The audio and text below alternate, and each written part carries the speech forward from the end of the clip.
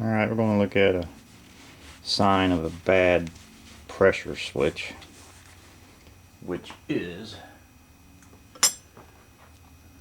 that thing right there. It usually screws on top right behind the reservoir, but I got a gauge in there right now, and right now I have a pressure switch screwed into the back of the gauge. But if you happen to notice, when your pump runs, it sounds fairly normal. Then it starts grunting a little bit. It'll start changing pitch, like it's building pressure, which is what it's doing. Then all of a sudden it starts clicking a bunch of times, and it may shut the pump off, but you may still hear some clicking and the pump's not running.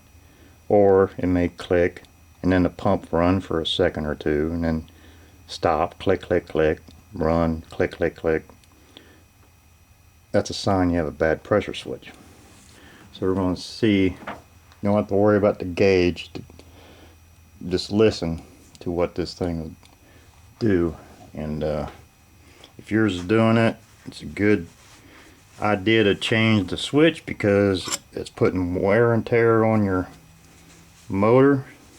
It's kicking it on and off, and when it doesn't need to. And these motors, it's now December 2019, they're almost impossible to find, and if you do find one, you're going to pay a pretty penny for a new one. So this is why it's important to take care of these things. Okay, I'm gonna, alright, got my key on. Now just listen.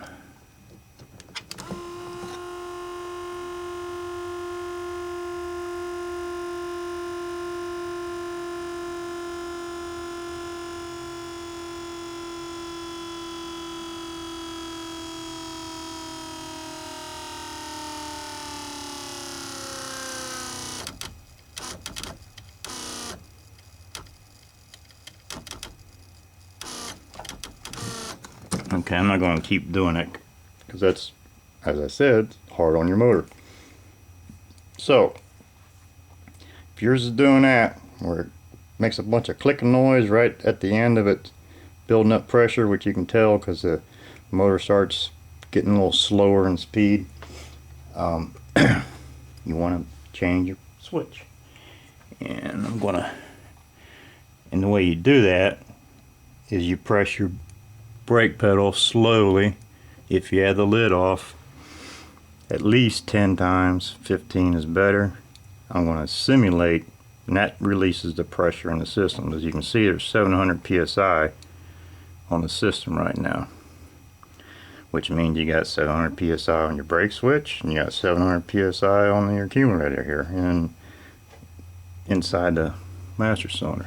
So I'm going to simulate what happens when you press your brake pedal at least 10 times. The pressure will bleed off. The fluid will come back into this reservoir on this side. This one has a bad accumulator too, so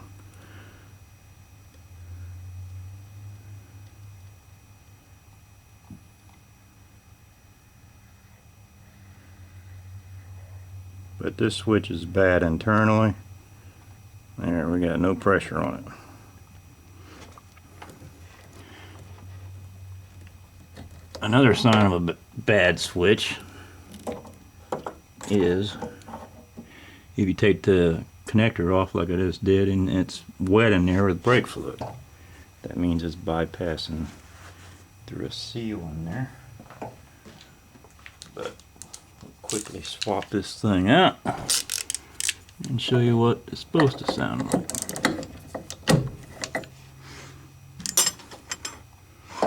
I tighten these more when I'm using the car, but for testing I just snug them up because I'm videotaping this stuff and get it just snug enough where it won't leak. So if you notice it wasn't very tight, you're right, but I'm just testing. Okay.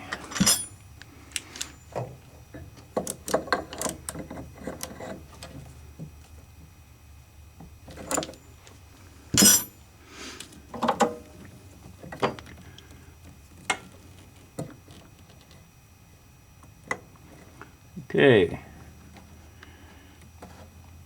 Let's say you just installed a new pressure switch. And this is what it should sound like.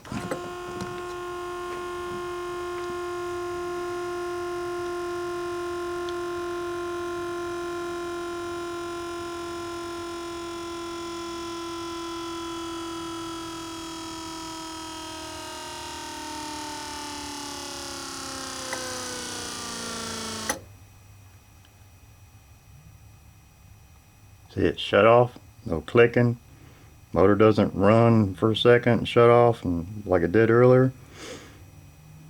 That's a good switch. Hope this helps you out.